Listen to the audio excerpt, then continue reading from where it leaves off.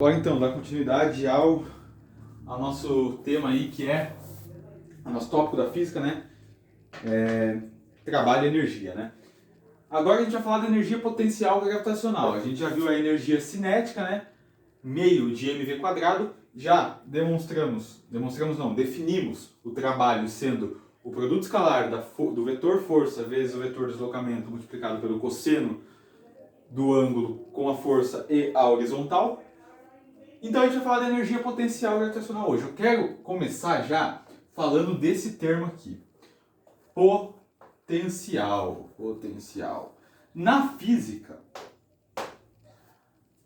o termo potencial mostra que depende da posição com que o corpo se encontra.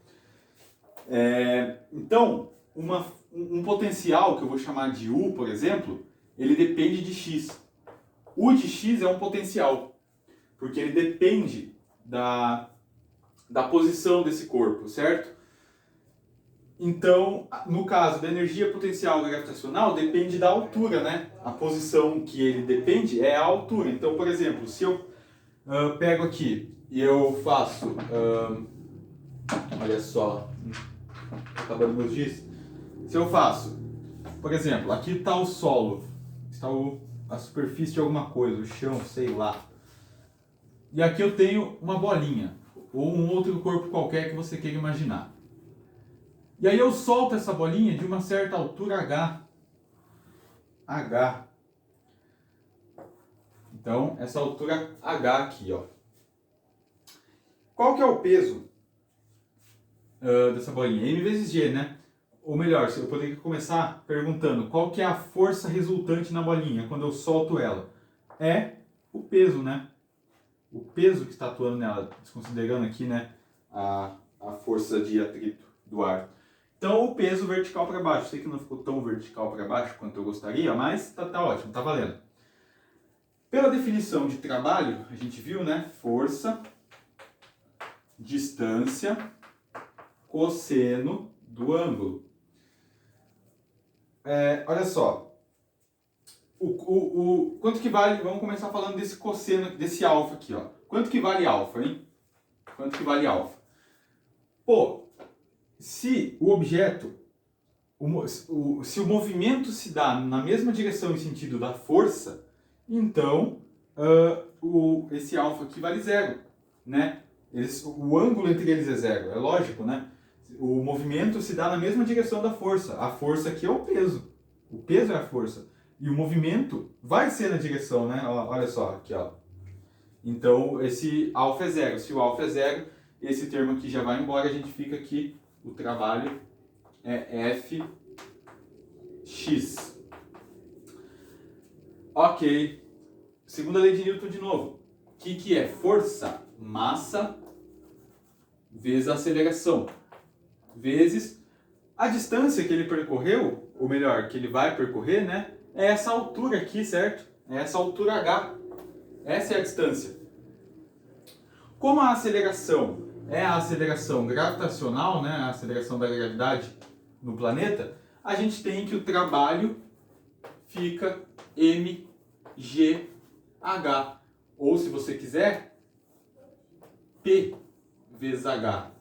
Peso vezes altura, peso vezes distância, mas enfim.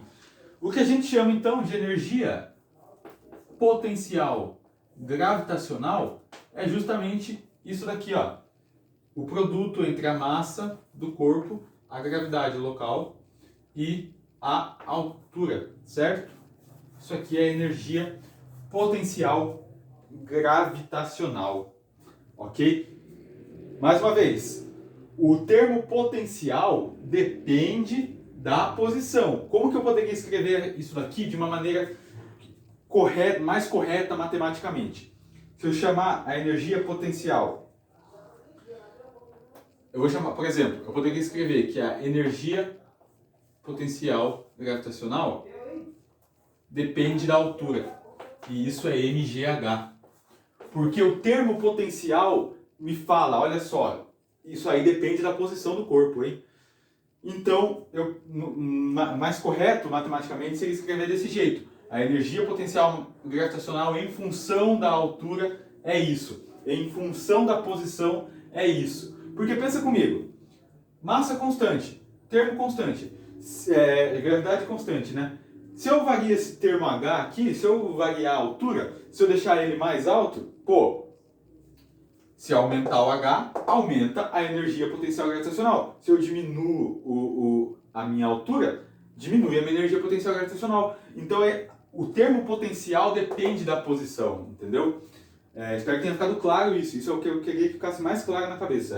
O termo potencial depende aqui da posição com que o objeto se encontra em relação a alguma coisa, né? Eu estou falando da altura em relação ao solo aqui. Por exemplo, olha só. Eu nem ia falar disso, mas vamos lá para deixar ela mais completa. Se eu pego, estou aqui, né? O solo. Se eu pego e lanço essa bolinha para cima com uma força. Então, eu vou pegar e vou fazer isso daqui, ó. Peguei alguma coisa, lancei para cima. Então, aqui está ele. Eu lanço ele para cima com uma certa força, F. Além disso, tem a força peso, né? Atuando sobre o corpo aqui. É claro, né? Vale eu ressaltar o seguinte. Pela primeira lei de Newton, eu não preciso de força para ter movimento, beleza? O movimento independe da força. Talvez você pode falar, mas se eu posso pegar alguma coisa que está em repouso no meu referencial e empurrar ela e, no caso, ela precisou de força. Ela precisou de força para iniciar o movimento. Isso pode até ser. Mas, por inércia, desprezando a força de atrito e resistência do ar, se a gente estiver no espaço sideral e empurrar alguma coisa, essa coisa vai para frente para toda a eternidade, por inércia, ela não para. Então, quando você empurra, eu comentei muito sobre isso na aula da primeira lei de Newton, quando você empurra algo, faz uma força em algo, aquele algo, a tendência desse objeto é continuar em movimento, para todo sempre. Se você está no espaço e faz essa força, você também vai para trás. E continua indo até que alguma outra força altere o movimento de vocês. Mas eu estou considerando aqui, né, nesse caso, eu fazendo uma força assim, ó. Eu estou indo com a força para cima, certo? Na vertical para cima. E é claro que tem o peso aqui para baixo. Então, quando eu jogo alguma coisa para cima, né, na vertical, só tem força até ele perder o contato com a minha mão, né? Depois que ele perde o contato com a minha mão, ele sobe por inércia e cai por causa da gravidade, né? Mas ok.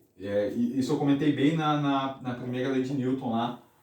Espero que tenha ficado claro também. Uma outra altura aqui, H, pode ser a mesma altura.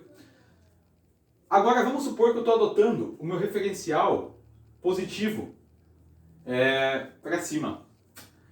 Nesse caso aqui, eu estava adotando o meu referencial sendo positivo para baixo. Então eu chamei aqui de zero.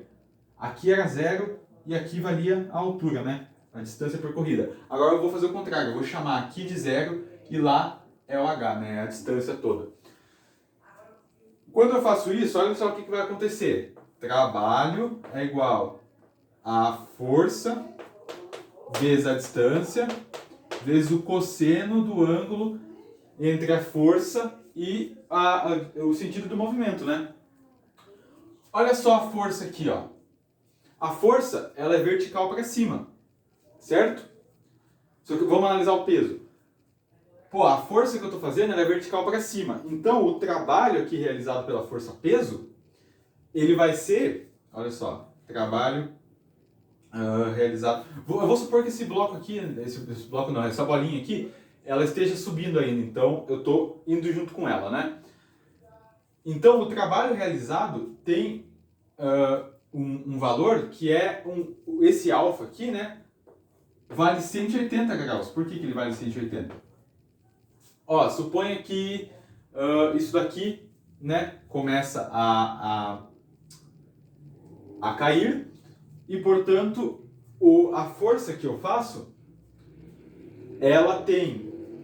Eu faço uma força para cima, só que o movimento está se dando no sentido oposto, certo? E então é o seguinte, né? Você pode falar, como é que você está fazendo uma força para cima e o negócio está caindo? Minha física, imagina que a força que eu estou fazendo não é suficiente para vencer a aceleração gravitacional, a força gravitacional, beleza? Então o objeto tende a cair. Como eu adotei o referencial sendo de h para 0, eu adotei para cima como sendo positivo e ele está descendo para baixo. Então, olha só, eu vou ter que o trabalho realizado vai ser o quê? Quanto que é o cosseno de 180? É menos 1, né? Então vai ficar menos f vezes x. Menos f vezes x. Ok. O cosseno deu 180 justamente porque o movimento está se dando na mesma direção da força, porém no sentido oposto, né? Então, o trabalho aqui daria o quê? Eu já posso chamar de energia potencial gravitacional, né? Gravitacional. Isso aqui daria menos... É a mesma coisa, né, que a gente fez aqui. Então, daria menos mgh. Então, você tem que tomar cuidado, porque dependendo do referencial, se eu não sei o referencial, eu posso falar que a energia potencial gravitacional ela é mais ou menos mgh. Justamente porque eu não sei em qual referencial, né? Eu não sei qual que é o referencial que a pessoa, ou enfim, está adotando como positivo. Se você souber, você vai saber qual sinal usar, certo? Se você sabe o sentido que você adotou sendo positivo e o outro como sendo negativo, você sabe qual sinal que você vai usar. Mas isso aqui é para deixar a aula a equação mais geral, né? Mas, enfim, então tem que tomar cuidado com isso também, mas, de novo, o que eu queria que você tivesse entendido é o termo potencial depende da posição. Então, isso daqui é muito importante. A energia potencial varia de acordo com a posição do corpo. E a mesma coisa vai valer na próxima aula, que a gente vai falar de energia potencial elástica, beleza, gente? Então, espero ter ajudado vocês e é isso. Valeu!